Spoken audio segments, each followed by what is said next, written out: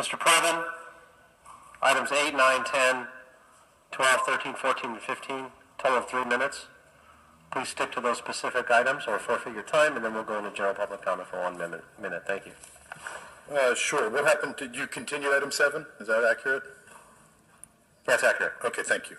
So that is the judgment obligation bond item. That has been continued. That is interesting and concerning.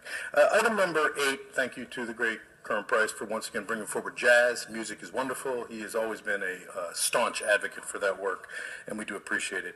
Item number 9 is the great David Ruiz, a little traffic study. I don't want to underemphasis. This is a $100,000 traffic study, and he's been working on trying to get the balance right between tourists and neighbors in the Beechwood area and all those other canyon areas. And Beechwood Canyon in particular is a cafe up there, and he quickly put through a preferential parking district months ago, and that has really hurt that business because they had said, how about meters or something, because now people can't come to their restaurants. So Mr. Blumenfield, I know you're always scanning closely to see what works, what doesn't.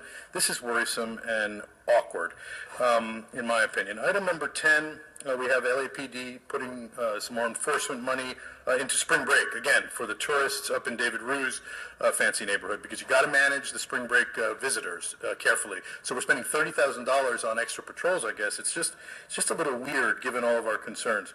HCID, the homeless group, is having a special reception on April 5th, sir. I'd like you to be there from 4 to 6 p.m. This is a very important time for that group because they're given extra authority for the HHH money that you're all circling around with great enthusiasm and secrecy.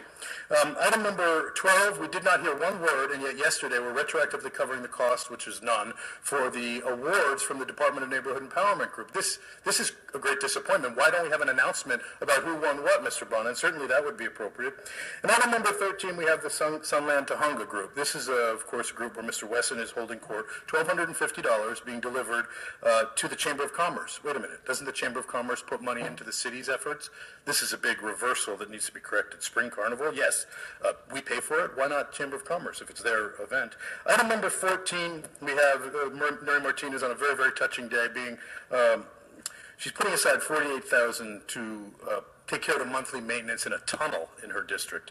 It's a tunnel on Sherman Way. It's not far from where Krikorian on an agenda item is putting up a look at the Department of Water and Power facility that's just a half mile from, not even half mile, just a half a block from the Home Depot where they do job. People can pick up employees at that spot, but this is the Sherman Way tunnel. It's a lot of Sherman Way action. $48,000, that's $4,000 a month. Can we also, sir, Mr. Krikorian, work on the tunnel between, I guess it would be Cahuenga and the Universal Metro stop, because that one is getting some clogging during the morning hour where we now have to park further away because all of the parking has been tuned up for Metro revenue. So that's bad because we want to get people out of their cars and encourage them to use the public transit, but we can't do it if we can't park. So I know that we're working that out, and there are some details. And okay. All right, general public comment for 1 minute. Thank you.